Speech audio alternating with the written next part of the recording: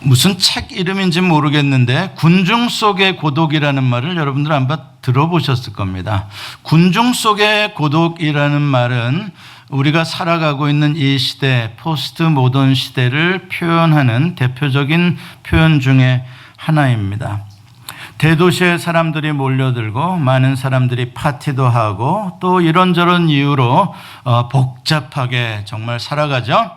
그럼에도 불구하고 주변에는 언제나 많은 사람이 있는 것 같은데 외롭고 고독하고 기쁨을 상실해가는 그러한 현대인들의 아픔을 표현하는 말입니다.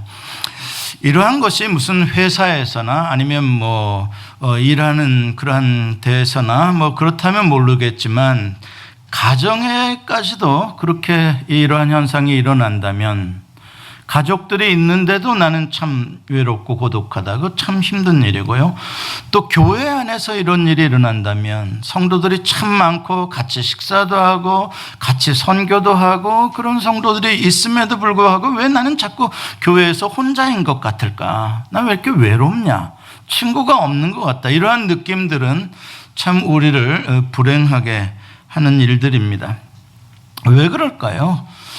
왜 사람들은 많이 북적거리는 것 같은데 왜 우리는 그들과 하나 되기가 어렵고 왜 외로울까?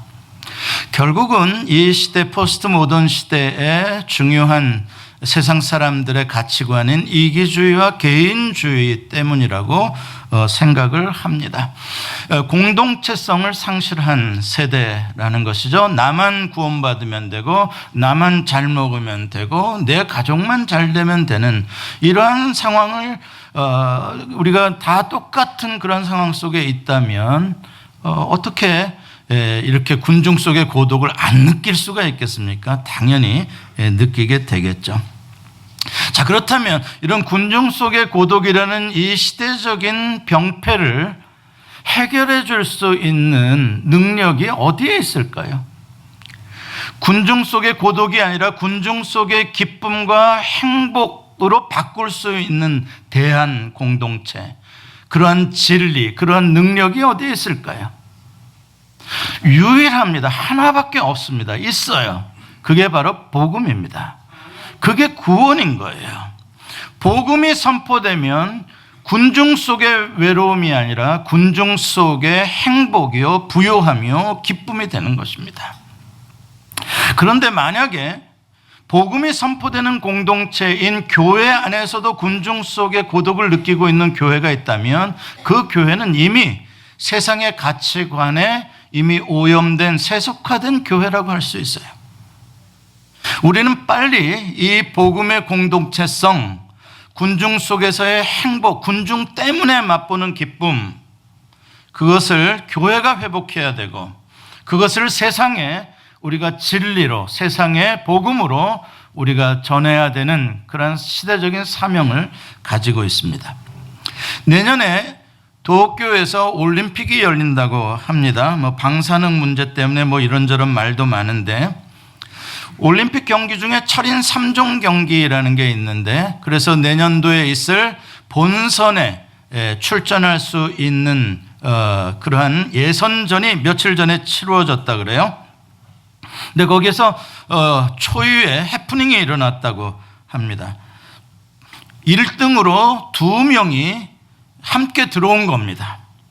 근데 왜 1등으로 2명이 함께 들어왔냐면 사실은 1등이 있었고 그 뒤에 따라오는 2등이 있었는데 앞에 가던 1등이 뒤에 오는 2등을 기다려가지고 둘이 손잡고서는 좋다고 같이 들어온 거예요. 알고 봤더니 같은 영국팀 선수들이야. 그러니까 같이 훈련하고 같이 밥 먹고 그랬겠지. 그런데 끝에 와보니까 내가 1등이고 얘가 2등이니까 야 우리 둘이 참 우리 잘했다 그러고서는 아마 손잡고 들어온 것 같아요. 근데 그렇게 하면 안 된다네요. 그렇게 하면은 경기 규정 위반이 돼가지고 실격을 당한다는 거예요.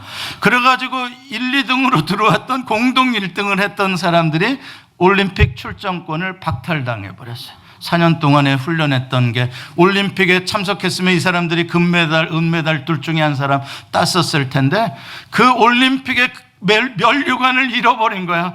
둘이서 잠깐 손잡고 기뻐하다가 면류관이 날아갔어.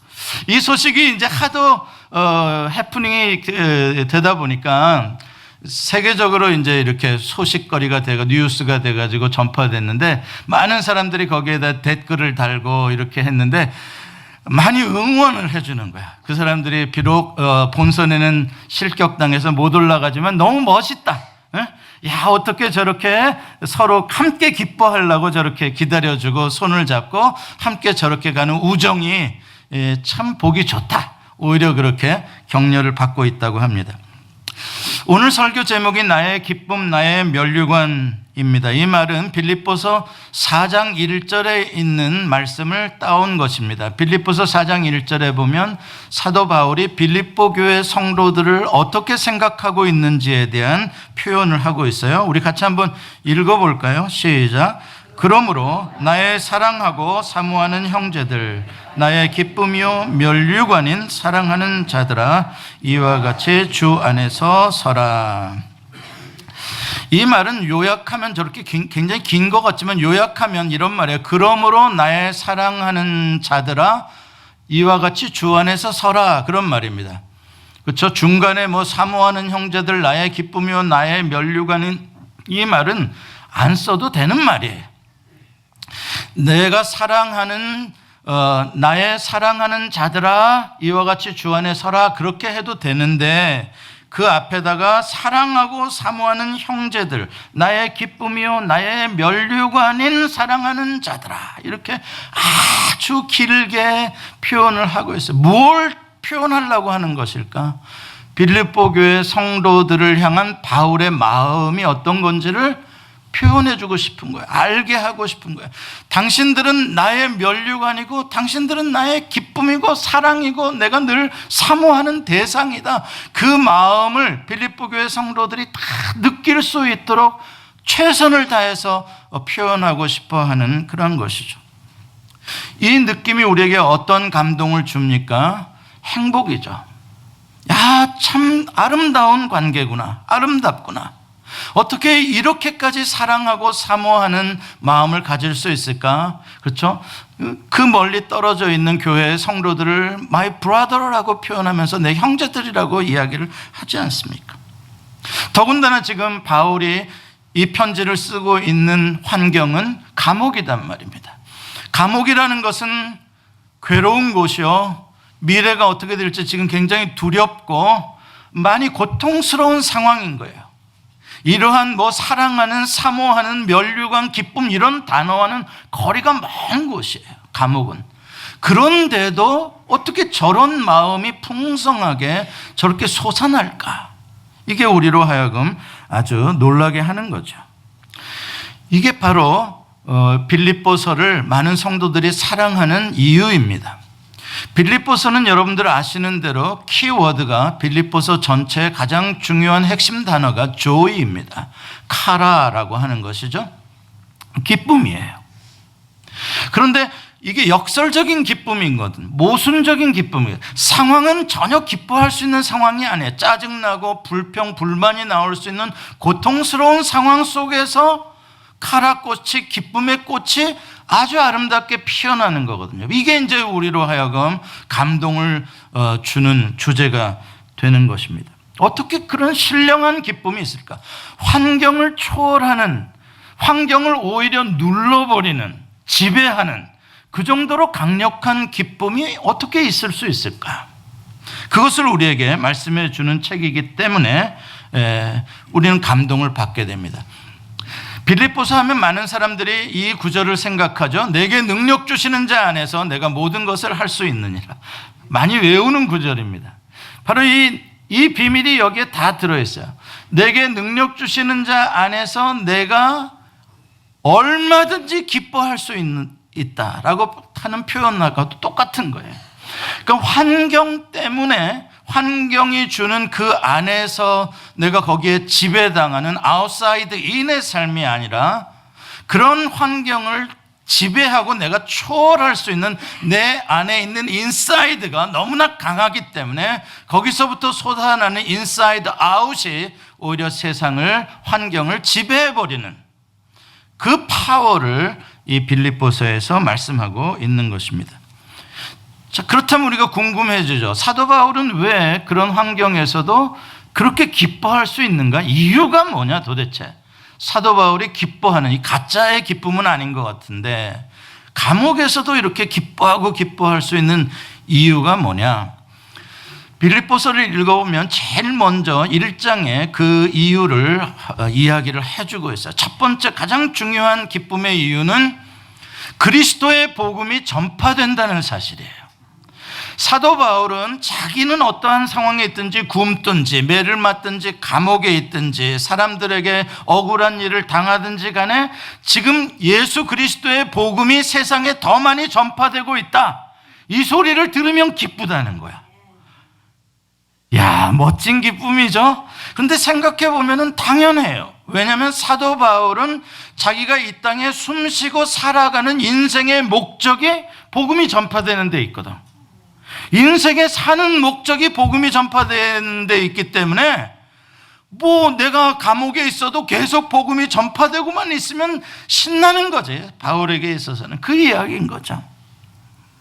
저는 여러분과 저의 인생의 목표도 동일하기를 원합니다. 사도 바울처럼 동일하게 나의 삶의 형편 문제 때문에 희노애락을 하는 것이 아니라 정말 나의 인생의 최고의 목적, 그 복음이 전파되어 하나님의 구원이 이루어지는 그것을 바라보면서 살아감으로 말미암아 이 세상이 줄 수 없는, 이 세상에서 받을 수 없는 그런 신령한 기쁨, 여러분과 저 안에 있기를 원합니다. 두 번째 이유는 뭐냐 그러면 사도 바울이 왜 이렇게 기뻐하냐? 두 번째 이유는 돈이냐? 명예냐? 성공이냐? 아니에요. 두 번째 이유는 오늘 본문에 우리가 읽은 19절부터 30절까지 나와 있는 내용들이에요. 바울이 지금 많이 기뻐한다고 하는 이유는 빌립보 교회 성도들 때문에 기쁘고 지금 바울 곁에서 바울과 함께 동역하는 디모데와 에바브로디도라는 사람 때문에 기뻐하고 있는 거예요. 다시 말해서 바울이 기뻐하는 두 번째 중요한 이유는 나와 함께하는 사람들 때문에 기쁘다는 거예요. 사람이 나에게 기쁨을 준다는 거예요. 그들과 함께 이 복음을 위해서 함께 쌓아온 우정과 함께 기도해 왔던, 함께 교회를 세워오고 선교했던 그 우리들이 가지고 있는 우리들의 스토리, 우리들의 이야기들, 우리들이 함께 먹고 함께 숨쉬고 함께 잠자고 함께 고민했던 그러한 것들이 바울에게는 기쁨이라는 거예요. 자, 오늘 본문 17절과 18절 말씀을 한번 같이 읽어보겠습니다. 시작. 만일 너희 믿음의 재물과 섬김 위에 내가 나를 전제로 드릴지라도 나는 기뻐하고 너희 무리와 함께 기뻐하리니 이와 같이 너희도 기뻐하고 나와 함께 기뻐하라. 네. 아주 짧은 말 속에 기뻐하라는 말이 4번이나 계속 반복하는 강조법으로 나오고 있어요. 빌립보 교회 성도들이 복음을 위해서 자기 자신을 제물로 빌립보 교회 성도들이 드리고 있어요. 사도 바울은 자기도 그 위에 보태가지고 전제로, 전제라는 것은 드링킹 어프링이라고 그래가지고 하나님에게 제사 드릴 때 제물 위에 포도주를 붓는 것을 전제라고 하거든요. 자기가 포도주처럼 자기의 삶을 다 쏟아 부어서 당신들이 제물되고 내가 그 위에 포도주의 제물이 되어서 다 드려진다고 해도, 자기 희생이죠. 자기 전 인생이 다 그렇게 사라진다고 해도 자기는 기뻐하고 또 기뻐하겠다. 그리고 자기만 기뻐하는 것이 아니라 그 기쁨이 너희들의 성도들의 기쁨이 되기를 원한다. 이렇게 이야기를 하고 있어요. 그러니까 이 기쁨이라는 단어와 함께라는 단어, 이 단어가 빌립보서의 아주 중요한 단어입니다. 개인적인 그러한 기쁨이 아니라 바울이 말하는 기쁨은 철저히 공동체적인 기쁨인 거예요. 함께 누리는 기쁨. 왜 그것을 바울이 그토록 기뻐하며 그걸 추구하느냐? 왜 기뻐하라고 명령하느냐? 여러분, 그게 바로 구원의 최종 목적지이기 때문에 그래요.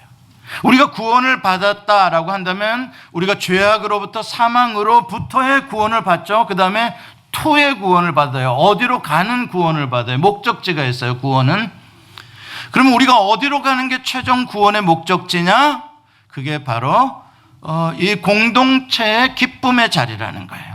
이게 바로 화목의 자리고 모든 관계가 화평하게 된 상태, 그게 바로 우리가 구원받는 목적이라는 거예요. 우리가 죄 용서받고 예수 그리스도께서 화목 제물이 되신 목적은 나 한 사람 죄 사함 받고 나 한 사람 천당 가는 게 구원의 목적이 아니라 우리 모두가 그리스도 안에서 그 구원을 함께 누리며 함께 기뻐하는 형제 자매로 살아가는 거, 그리고 그 안에서 예수 그리스도를 주로 섬기는 그 관계를 누리는 것이 바로 복음 전파의 최종 목적지다라고 바울은 이야기를 하는 겁니다. 그러면서 본인의 기쁨이 되는 사람들 두 사람을 바울이 예를 들어서 오늘 소개를 하고 있어요.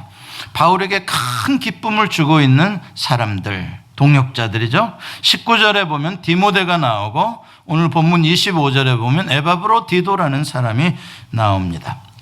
디모데는 디모데 전후서라는 책이 있으니까 여러분들이 좀 익숙한 이름일 거고요. 미국 사람들 가운데서도 티모티라는 이름은 많이 쓰죠. 그러나 미국 사람들 가운데 에바브로디도라는 이름을 쓰는 사람은 제가 아직까지 한 명도 못 만났어요. 자, 그럼 디모데를 한번 먼저 생각해 봅시다. 바울이 오늘 디모데를 뭐라고 소개하는지 20절부터 디모데에 대한 바울의 소개가 나오는데 참 감동적이에요. 이 사람을 소개하는데 디모데는 바울과 뜻을 같이 하는 사람이다. 서로 동역하면서 뜻이 다르면 얼마나 불편하겠습니까? 그러나 뜻이 같다 이렇게 말을 합니다. 어느 정도 뜻이 같냐면 빌립보 교회를 두고 이렇게 대화를 하고 기도를 하고 생각해 보면, 이야기를 나누어 보면 바울이 품고 있는 생각이나 디모데가 품고 있는 생각이나 똑같은 거예요. 빌립보 교회를 그렇게 생각하고 있는 바울의 분신과 같은 존재예요. 그래서 바울은 디모데의 섬김을 마치 자녀가 아버지를 섬긴 것처럼, 자식이 아버지를 섬긴 것처럼 디모데가 나를 그렇게 섬기고 있다라고 이야기를 합니다. 다른 사람들은 주의 일을 한다고 하면서도 사실은 다 자기의 일을 생각하는 사람들인데 디모데만큼은 그냥 처음이고 끝이고 속이고 거치고 전부 다 주의 일만 생각하는 유일한 사람이라고 소개를 합니다. 그러니 감옥에 있는 바울에게 디모데는 얼마나 큰 위로가 되겠습니까? 얼마나 큰 기쁨이요 또 큰 힘이 되겠어요. 앞으로 재판도 해야 되고 어려움이 많은데 정말 디모데는 바울에게 꼭 필요한 사람이죠. 그럼에도 불구하고 빌립보 교회를 위해서라면 디모데를 보내주겠다 이야기를 하고 있어요. 빌립보 교회를 더 생각하는 거죠. 그 성도들을 더 은혜를 끼치고 싶어서 디모데를 보내려고 하고 있습니다. 자, 그 다음에 두 번째 나오는 에바브로디도라는 사람입니다. 25절에 나오는데 이 에바브로디도라는 사람은 여러분들이 좀 생소한 이름일 수 있는데요. 이 사람은 오늘 우리가 좀 기억해 둘 만한 그러한 굉장히 중요한 사람입니다. 왜냐하면 바울이 그렇게 에바브로디도를 굉장히 높게 평가하고 있거든요. 에바브로디도는 빌립보 출신입니다. 그러니까 빌립보 교회를 처음 개척할 때 아마 루디아와 더불어서 개종한 그러한 사람이 아니었을까 생각하는 빌립보 토박입니다. 그런데 빌립보에 살던 사람이 어떻게 지금 로마에 바울을 옥바라지하러 왔나 내용을 알아봤더니 빌립보 교회가 바울을 위해서 이제 선교비를 만들어서 로마로 보내주는데 돈만 보내줄 것이 아니라 우리 성도들 중에 한 명이 아예 가서 바울 곁에 살면서 바울의 옥바라지를 아예 그냥 몸종처럼 해줄 사람 하나를 보내자. 돈만 보내는 게 아니라. 그래서 선발되고 그래서 자원한 사람이 에바브로디도예요. 참 훌륭하죠. 그래서 이제 가게 돼서 그 사람을 오늘 본문에 보면은 NIV에는 메신저라고 번역을 했는데 우리말 번역에는 사자라고 이렇게 이야기를 하고 있어요. 근데 원어에 헬라어에 보면은 이 단어는 아포스톨로스라는 단어예요. 아포스톨로스라는 단어는 여러분들도 좀 들어보셨던 단어죠. 아포스톨로스는 사도를 아포스톨로스라고 불렀거든요. 근데 지금 바울은 에바브로디도를 사도라고 이야기를 하고 있는 거예요. 원어적으로 보면 우리말 번역으로는 사자라고 번역을 했지만 원어는 사도라고 했어요. 사도는 12사도에게만 붙여지는 아주 굉장히 영광스러운 호칭이었는데 왜 이렇게 별로 그렇게 중요하지도 않고 유명하지도 않는 에바브로디도를 바울은 사도라는 이름으로 불렀을까? 그만큼 에바브로의 디도의 그러한 마음이, 섬김이 참 존귀했고, 또 사도 바울이 하는 그러한 아주 위대한 어떤 복음 전파 사역에 비해서 결코 못지않는, 당신이나 나나 복음을 전파하는 데 있어서 누가 더 높고 누가 더 낮으며 누가 더 큰 일을 하고 누가 더 작은 일이 어디 있냐, 당신이나 나나 다 똑같다라는 의미에서 아마 사도 바울은 아파스톨로스라는 단어를 에바브로에게 붙여준 것 같아요. 그러면서 그를 소개하는데 뭐라고 말을 하냐면, 나의 형제요, my brother고, 나와 함께 수고하고 함께 군사된 자요, 너희 사자로 내가 쓸 것을 돕는 자. 그러니까 여기서도 그 가족 개념이 등장을 하는 거예요. 아까도 디모데와 아버지와 아들의 관계처럼 소개하듯이 에바브로디도도 내 살부치 형제처럼 표현을 하고 있는 거고요. 그래서 함께, 나와 함께라는 단어를 바울은 계속해서 강조를 하고 있어요. 그러면 30절에 이제 아주 더 감동적인 소개를 에바브로디도에 대해서 하고 있어요. 30절 한번 같이 읽어보죠. 시작. 그가 그리스도의 일을 위하여 죽기에 이르러도 자기 목숨을 돌보지 아니한 것은 나를 섬기는 너희의 일에 부족함을 채우려 함이니라. 그러니까 에바브로디도라는 사람이 얼마나 훌륭하고 이런 사도라는 바울로부터의 칭찬을 받을 만한 게 그리스도의 일을 위해서, 뭔가요? 복음 전파죠. 일을 위해서 이마만큼 자기가 죽을 자리에 이르렀어도 자기의 목숨을 돌보지 아니할 만큼 그런 헌신적인 충성스러운 사람이었다. 자, 그렇다면 한번 생각해 보죠. 이 에바브로디도가 어떤 일을 그렇게 했길래 이렇게 바울로부터 엄청난 칭찬을 받는가? 여러분, 에바브로디도가 한 일이라는 건요, 물론 뭐 대단한 일이라고도 볼 수 있지만 바울에 비하면, 다른 큰 일꾼들에 비하면 그렇게 대단한 일도 아닙니다. 그래서 오늘날 성도들도 에바브로디도는 잘 모르잖아요. 그렇게 대단한 일을 하는 것은 아니거든요. 생각해 보세요. 그냥 자기가 대표자로 그냥 와서 바울을 그냥 몸종처럼 그냥 섬기는 일이에요. 그렇게 대단한 것은 아닌데도 바울이 보기에는 그것을 아주 존귀하게 받고, 이렇게 디모데나 에바브로디도처럼 함께 동역하는 자들의 그 수고, 그들과 함께 땀을 흘릴 수 있음에 대해서 바울은 너무 감사한 거예요. 자기가 무슨 무죄 판결을 받아서 감사하는 게 아니에요. 감옥에서 나와서 감사한 게 아니에요. 자기를 따르는 사람들이 많아서 감사하는 게 아니에요. 그냥 이 한두 사람들의 그 따뜻한 마음과 그 사도 바울과의 관계, 그게 너무나 바울을 기쁘게 해주는데 감옥에서의 고통을 이길 만큼의 큰 기쁨을 준다는 거죠. 그러면서 바울이 29절에 빌립보 교회 성도들에게 이와 같은 자들을, 디모데와 에바브로디도 같은 자들을 너희도 존귀히 여겨줘라. 그가 빌립보에 올 때 기쁨으로 그를 영접해 주어라 라고 부탁을 하고 있습니다. 여러분, 이게 바로 크리스천 펠로우십이에요.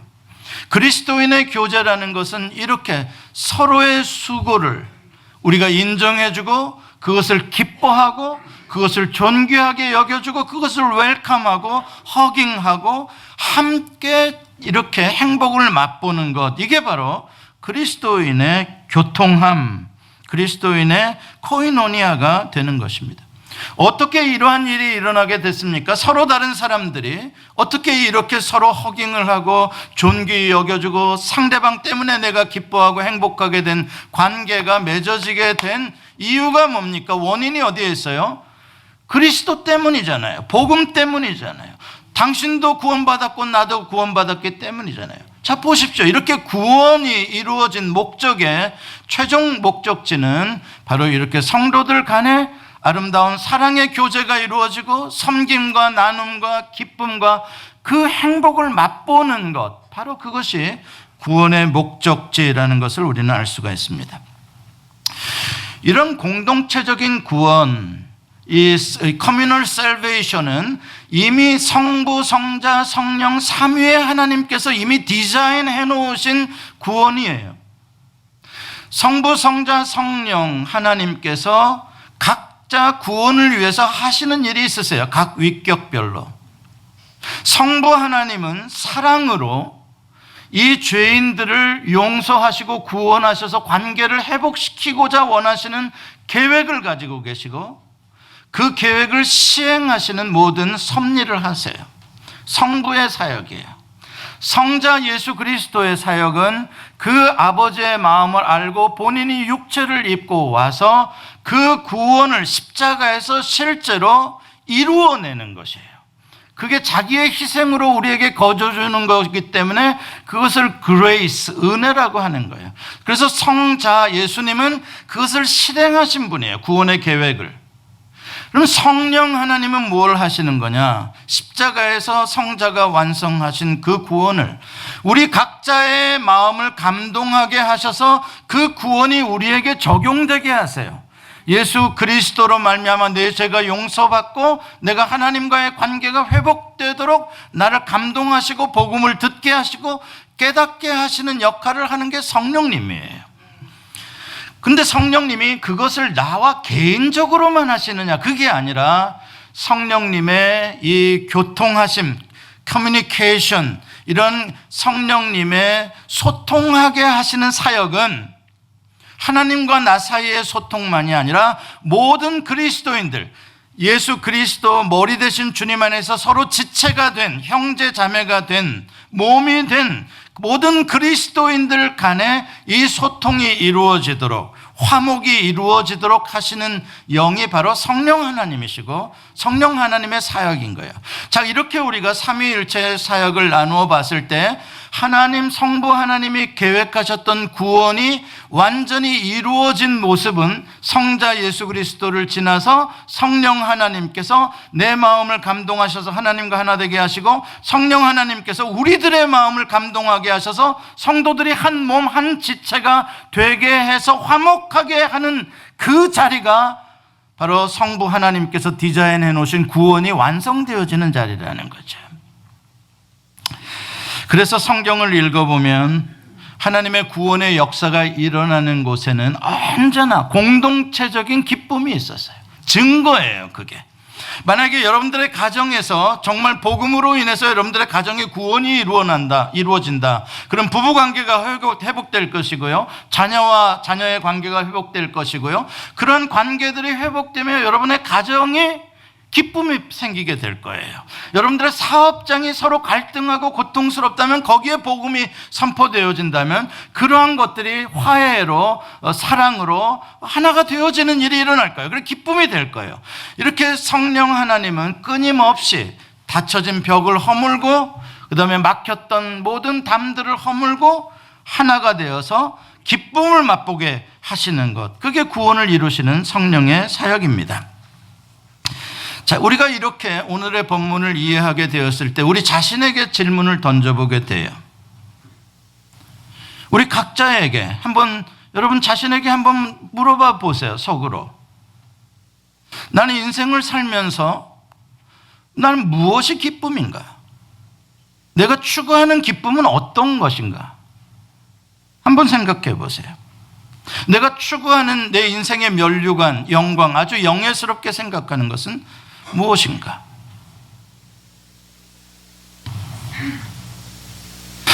보통 사람들, 일반적인 사람들은 자녀가 잘 되는 거, 성공하는 거, 또 사업도 굉장히 잘 되는 거, 아니면 높은 학위를 받는 거, 사회에 영향력을 미치는 그런 지도자의 자리에 올라가는 거, 아니면 내가 교회를 다니면 내 교회가 완전히 아주 그야말로 막 메이커 교회처럼 아주 유명한 큰 교회로 막 성장을 하고 사람들이 막 몰려들고, 그러면 굉장히 기쁘고 보람이 느껴지고 영광이다 이렇게 생각할 수도 있겠죠.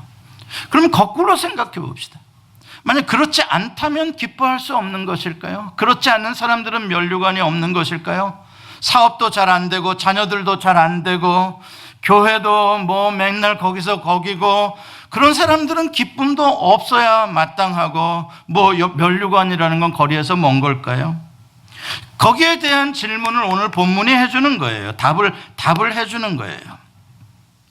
지금 사도 바울과 빌립보 교회 성도들이 기뻐하고 또 기뻐하노라 하는 이 기쁨의 이유는 그런 성공 때문에 오는 게 아니더라는 거죠. 뭔가 잘 나가는 것 때문에 오는 게 아니고 높아지는 것 때문에 지금 그러는 게 아니라는 거예요. 오히려 그 반대예요. 몸은 묶여있고 감옥에 있고 힘들고 아프고 그런 가운데에서 기뻐하는 거예요. 여러분 빌립보 교회가 뭐 아주 크고 뭐 아무 문제도 없는 교회인 줄 압니까? 그렇지 않아요. 빌립보서를 읽어보면 그 안에 갈등이 있고요. 아픔이 있어요.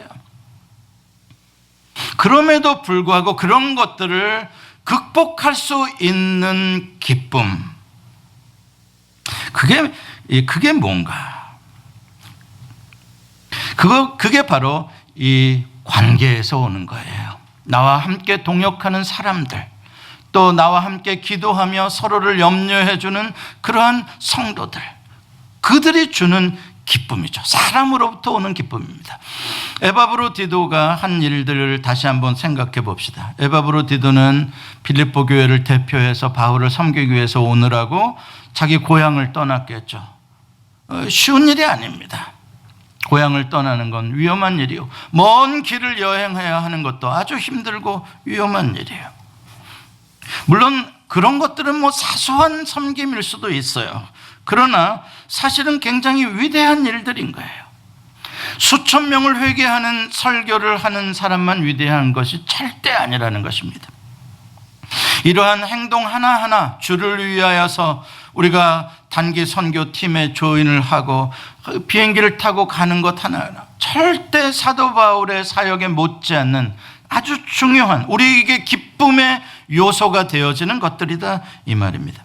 여러분들이 교회에 와서 설거지를 한번 한다든지 휴지통을 하나 치운다든지 주차장에서 봉사를 하거나 아니면 아이들을 가르치는 교사나 성가대나 뭐 어떠한 형태로든지 여러분들이 아니면 여러분들을 목원들을 집으로 초청해서 대접하는 일이거나 어떠한 형태든지 절대 작은 것이 아니라는 거예요. 그거 하나하나가 주님이 보시기엔 너무나 소중하고 존귀한 것들이고 우리들은 그러한 모습을 보면서 기뻐해야 할 그게 이유라는 거예요. 다른 거창한 것을 성취했을 때의 기쁨이 아니라 그냥 당신과 내가 함께 오늘 웃으며 밥 먹을 수 있음이 나의 기쁨인 거예요. 더 쉽게 말하면 당신이 내 옆에 앉아서 예배 드려줌이 기쁨인 거예요. 옆에 사람한테 고맙다고 한번 해줘. 기쁘다고. 이게 기쁨인 거예요. 이게 뭐 이렇게 우리가 생각하는 기쁨은 무슨 대단한 이유를 가져야 기뻐하는 자. 이게 아니라는 얘기. 성도가 함께 예배하고 함께 복음을 위해서 함께 이 공동체 안에 있을 수 있다는 것이 기쁨의 중요한 이유라는 거죠. 우리가 이러한 것들을 하나도 기쁨으로 여기지 않고 뭔가를 이루어야만 기쁨을 누리겠다고 한다면 우리는 참 불행하게 사는 거예요. 클로버에 대한 이야기들이 많이 있는데 네잎 클로버를 사람들이 뭐 이렇게 찾아가지고 클로버 풀밭에서 찾아가지고 그걸 뭐 책갈피에다 껴가지고 이렇게 만들고 그러는데 사람들이 네잎 클로버를 왜 찾으라 그래요? 네잎 클로버가 행운을 뜻한대요. 그래서 그 행운의 네잎 클로버다 이렇게 이야기를. 그거 한번 뭔가 행운을 한번 찾고 싶은 거죠. 흔하지는 않는가 봐요. 그러면 뭐가 제일 흔한 거예요? 새잎 클로버가 제일 지천이 새잎 클로버예요. 그래서 새잎 클로버 다 발로 밟고 당기면서 네잎 클로버 찾아다니는데, 근데 참 넌센스인 건 새잎 클로버의 뜻이 뭔지 아세요? 행복이래요. 너무 신기하죠. 누가 그런 말을 지어냈는지는 모르지만 너무 이상한 거예요. 그러니까 우리는 어떤 특별한 럭키한 걸 하나를 얻어내기 위해서 우리 발에 밟히는 숱한 행복의 이유들을 다 무시해버린 거예요. 그리고서는 뭔가 행운 하나를 얻을 때 기뻐하고 그것을 행복이라고 생각한다면 여러분들 참 많이 불행하게 사실 거예요. 그러나 거꾸로 생각해 봅시다. 나 그런 거 필요 없어. 내가 지금 누리는 것만으로 나는 행복해 라고 한다면 우리는 행복한 인생을 살 수 있어요. 제가 아는 어떤 한 분은 참 불행하게 살아요. 그분은 제가 이야기를 나눌 때마다 참 안타까워요. 늘 힘들어해요. 자기만 힘들다는 거예요. 다른 사람은 이래서 괜찮고 저 사람은 저래서 괜찮은데 나는 그것도 없고 나는 저것도 없고 나는 다 안 되는 것만 있다는 거예요. 너무 안타까워요. 다른 사람이 그 사람을 불행하게 하는 거예요? 자기 자신이 불행하게 하는 거예요? 자기 자신이. 여러분, 절대 행복의 문제는 부모 때문도 아니고 남편 때문도 아니고 자식 때문도 아니고 절대 외부에 두지 마세요. 그러면 그 사람 정말 불행하게 살아요. 행복은 내가 어떤 상황에 있든지 간에 행복은 누릴 수 있어요. 내가 행복하기로 생각하고 작은 것들에 행복하는 거예요. 내 속을 새기는 남편이 옆에 있어서 행복하다. 이 아주 역설적인 행복이에요. 그리스도인들은요, 없는 것보다도 낫다 이런 행복이에요. 너무 솔직한가?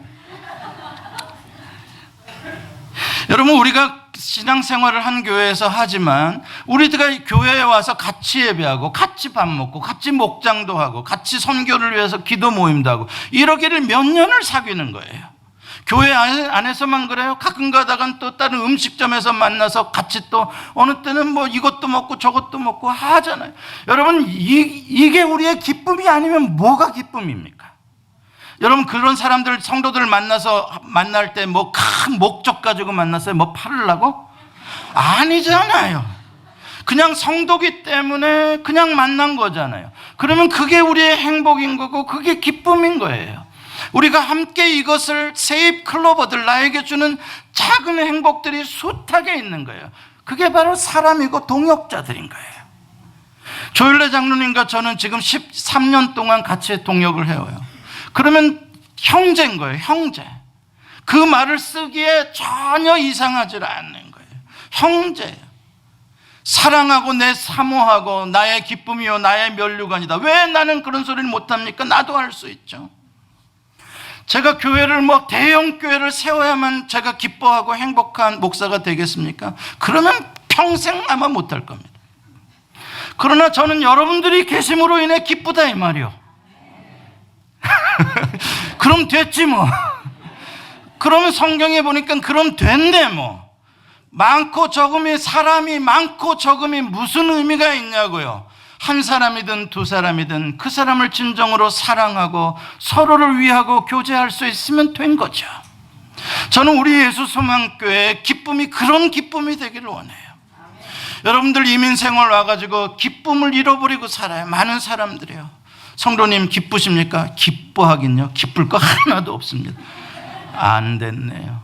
그렇지 않아요. 여러분, 그렇지 않아요. 우리가 진짜 이렇게 함께 있다는 것이 기쁨이에요. 여러분들 자녀들과 함께 살아갈 수 있음이 기쁨이에요. 이놈이 공부를 잘하든 몸이 약하든 아무 문제가 안 돼요. 그냥 이놈이 내 가족이고 내 아들이니까 행복한 거예요. 그게 기쁨인 거예요. 아내도 마찬가지요. 다른 여자는 이쁜데 왜 이러나 이렇게 아니요. 그냥 아내니까 행복이고 이쁜 거예요. 그냥 그 기쁨인 거예요. 다 우리의 기쁨이라는 건 다 그냥 관계 속에 있기 때문에 기쁜 거지 네가 뭐를 잘해서의 기쁨이 아니다 이 말이에요. 말씀을 맺습니다. 그럼에도 불구하고 여러분들 마음속에 아직까지 뭔가 풀리지 않는 의문이 하나가 있어요. 자꾸 사람을 기쁨이라고 목사님 말씀하시는데 나는 사람이 고통이던데, 나는 사람이 괴로움인데. 맞아요. 우리의 괴로움도 다 사람이죠. 사람 때문에 괴롭죠. 그래서 관계가 싫은 거죠. 그래서 군중 속에 고독을 선택하는 거예요. 사람이 괴롭기 때문에 그래요.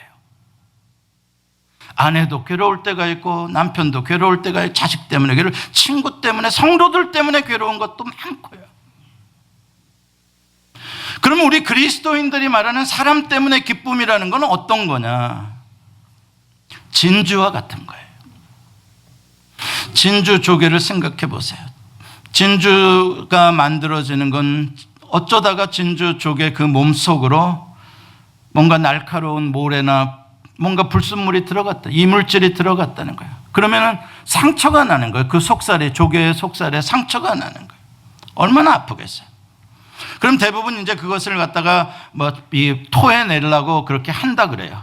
조개들이 아프니까 토해내려고 그러는데, 그래서 대부분 토해낸답니다. 거의 다 토해내는데, 어떤 이유로든지 토해내지 못했든지 그게 더 안으로 깊숙이 박혔든지 간에 이제 안 나가게 된 이물질, 날카로운 모래, 그게 이제 남았을 때 그 진주조개가 어떻게 하느냐는 거죠. 그것 때문에 죽지 않습니다. 거기에 아프니까 진액을 쏟고 그걸 품고 그걸 덮고 또 진액을 쏟고 품고 덮고 해서 조금씩 한 게 진주가 되는 거예요. 무슨 말이에요? 인간관계도 마찬가지인 거예요. 우리가 인간관계에 그리스도 안에서 기쁨을 누린다고 하는 이 기쁨은 진주와 같은 기쁨이에요. 이 사람이 처음부터 기쁨이 된 사람이 아니에요. 처음에는 아픔이 된 사람이었을 수도 있고요, 고통이 된 사람이었을 수도 있고요, 이 사람은 내 인생에서 좀 뱉어냈으면 좋겠다, 나 정말 괴롭다, 그런 사람일 수도 있어요. 그럼에도 불구하고 인고의 시간으로 그리스도 안에서 그리스도의 사랑으로 그걸 품고 참고 사랑의 진액으로 눈물을 흘리고 잠을 못 자며 기도하고, 그 진액의 시간들이 아름다운 빛나는 기쁨의 관계로 열매를 맺는 거죠. 그게 면류관이 되는 거예요. 근데 너무나 많은 사람들이 그냥 그것을, 그리스도인들이 그것을 그냥 버려버려요. 토해내버려요. 관계를 끊어버려요. 그러면 우리는 사람 때문에 얻는 기쁨을 맛보지를 못해요. 사랑하는 성도 여러분, 여러분과 저는 큰 인생의 성공이 아니라, 위대한 일을 성취해서가 아니라, 그리스도 안에서 서로 형제 자매 함께 기도하고 함께 밥 먹는 여러분들로 인해서 기쁘고 행복하고, 그러한 기쁨을 날마다 맛보며 살아가기를 원합니다. 기도하십시다.